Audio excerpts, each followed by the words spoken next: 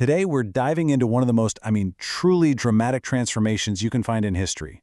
It's the story of Matthew, a guy who goes from being a completely despised tax collector to a revered apostle. This is a journey from the customs desk straight to the heart of a spiritual revolution. And that, right there, is the big question his life brings up. It really makes you think about who gets a second chance and what it even means to truly change. His story kind of forces you to ask, is anyone really beyond the point of redemption? Just look at this contrast. It couldn't be more extreme. On one side, you have the publican, a life built on shady money deals, vices, and just squandering wealth. And on the other side, the apostle, a man all about charity, evangelism, and even heroism. So how in the world does a person make a leap that huge? That's what we're going to unpack. To really get this transformation, we have to understand the man first. So let's take a look at Matthew's life back in Capernaum, before everything changed. Okay, so Matthew was a publican, basically a clerk at the tax office. And back then, this wasn't just some unpopular job. It was absolutely despised. People saw publicans as traitors working for the Roman occupiers, and they were famous for squeezing doubled and trebled taxes out of their own communities just to make themselves rich. And Matthew, well, he definitely looked the part. He's described as having the weary look of the pleasure lover. You can almost picture it, right? A man just worn down by a life of excess and indulgence. That was the face he showed the world, the one everyone in town knew and deeply distrusted. But, that cynical, worn-out exterior, that wasn't the full picture, not even close. Behind the scenes, there was something else going on inside of him. And here's the twist. It turns out Matthew was already trying to change, even if nobody else knew it.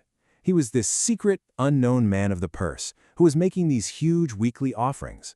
He felt like he'd already started to purify his own house through repentance and charity. And most importantly, deep down, he held on to a certain hope that there had to be more to life than just collecting taxes. So this inner struggle, this little flicker of hope, it was all setting the stage for the single most important moment of his entire life. And it didn't start with a big speech or a sermon. It started with just a look. Just try to imagine it. Matthew's at his tax booth, doing his thing. Jesus walks by and just locks eyes with him with what's described as a piercing glance. Now, for a guy who's used to getting dirty looks all day long, this one must have felt completely different.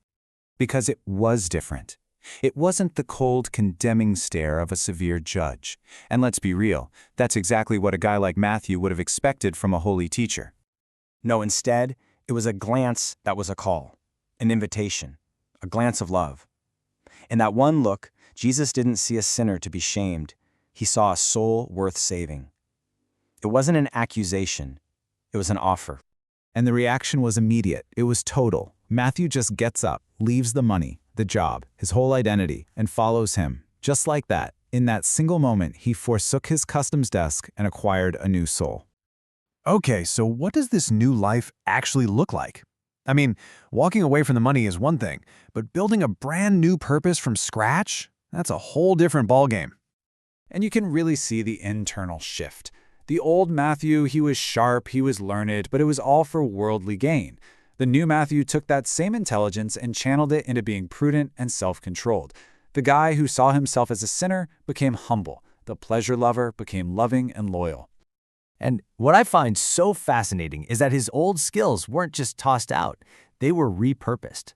Think about it. His experience managing money made him the perfect guy to hand out alms. His sharp mind was now used for evangelizing. He was even seen organizing people during healing sessions. And honestly, who would be better to talk to other tax collectors than the man who used to be one of them? And that's the real key here. Jesus didn't just see a sinner who needed a pardon. He saw right through that weary exterior and recognized Matthew's hidden capability for heroism. He saw the man Matthew could be. So what made this incredible change actually happen? Well, according to the story, it wasn't just one thing. It was two powerful forces working together. First, Matthew's own will, his own desire to change, that secret hope he was holding on to.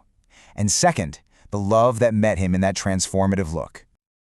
Matthew's story isn't just some ancient account. It's basically a blueprint for personal transformation, and it has some really powerful lessons for us today. So if we're going to break it down, what's the playbook here? First, you've got to nurture that inner desire for something better, just like Matthew did with his secret charity.